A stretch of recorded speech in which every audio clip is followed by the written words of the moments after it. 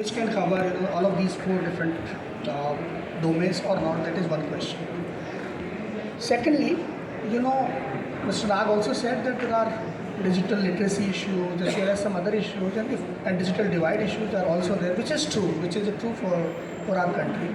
Couple of more things we can add here. For example, even the PC penetration that might be very limited in our country, and similarly issues like unavailability of power in rural areas that might not be available. So even if somebody has a PC and there is no power available, how can be possible that the person can use the cutting edge technology today?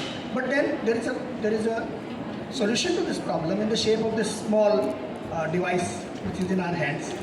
So this, to some extent, it can help us deal with the issues of digital divide, because almost 1 billion people in India have this mobile device, and this is almost like a small computer for every one of us. If we can provide these things and these facilities in this mobile phone, and then even a common person living at the distant end of the development curve can be able to maybe use these technologies. And that is what we are doing. So apart from making sure that all our products, which are used by everyone every day, they have some flavor of this technology, the cutting edge technology, which is artificial intelligence and generative AI. We also launch applications for mobile phones. For example, our applications are available on Android as well as iPhone, and anybody can just download and start using them. So for example, Microsoft Translator, you can use it to translate from one language to another. It could be text or it could be speech. It can translate both. Similarly, you can download some other applications like Office Lens, which can scan a document and convert that text into typed text. So that is another application which is available on mobile. Then there is Seeing AI, which can describe your environment around you, etc. So mobile is a very important target for us, apart from PC.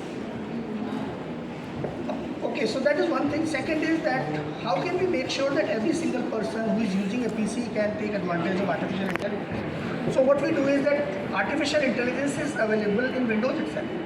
If you want to use dictation, you don't need to download any application. You don't need to go to the internet, to any particular website. Just start working on a Windows. Press Control, press Windows, press H, which will open a very small window. Click on the microphone icon and start speaking.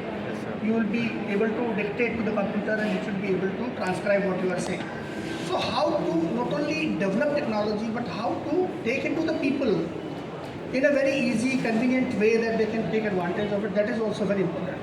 Now, for example, you are using Microsoft Office products. Most of these technologies are now part of Microsoft Word, PowerPoint, Excel, etc. You can translate your documents inside Word itself. You can use speech inside Word itself. Word will also read out loud your documents in local languages. So we support 21 local languages in translation and 9 local languages in speech. And all of this is part of the products that we use on an everyday basis. So that is accessibility for us. Everybody should be able to access it. But there are two more dimensions to it. One is that are developers able to use these technologies to further develop their own applications. So we provide these APIs for generative AI, for artificial intelligence in the form of Azure Cognitive Services. Any developer who is developing any application, and if they want to add the functionalities of AI to their application, they just need to go to Azure and use an API which will immediately add that functionality to that application. So that is another way of making it accessible, making technology accessible, because through them so many other people will be benefited. Third dimension is that of people with disability. Whether these technologies are making any impact on their lives or not, that is real accessibility. And we believe that yes, our products, they are helping people with disability. For example, an application called Seeing AI that I just mentioned earlier also, that can be downloaded by a blind person, and then it will work as a digital assistant for that person. It will identify where that person is, it will identify people, it will identify products, it will identify currency notes, colors, so many other things. So the person who is blind, who cannot see, will be able to see through this application. Now, because of this artificial intelligence, a lots of developments are taking place in accessibility technology also. All of us know that some decades back, the people with blindness, they used to use that stick or cane, right? But then came braille computers and braille printers, etc. That was another phase of technology, advanced technology. But now they even don't need that, because computer can speak out to you and you can speak out to the computer. In Windows, we have recently launched a feature called voice access, and you just tell your Windows computer that open Microsoft Word, it will open Microsoft Word. You say type this, automatically that will get typed. Then you say save this file, you are only saying, and the computer is following your commands. So that is accessibility.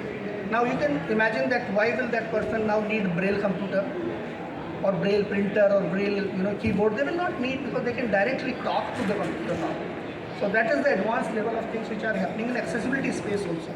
Another example I would give you, we generally see that people with hearing disability, people with deafness, they use sign language. Right? But now, thanks to this advancement in artificial intelligence, they might not need that also. Why do I say that? Because if they cannot hear, they can read text. Any video which is being played, automatically captions can be generated and they can read it. If any meeting is happening on Microsoft Teams or some other applications also, whatever is being said can be read in automatically generated captions. So you don't need sign language now anymore. Although it will be required for people who are still disconnected from this reality, but technology is making great progress to even help people with disability, and that in my opinion is real good work that is being done by these accessible technologies. Thank you so much. It's really nice to see connections coming up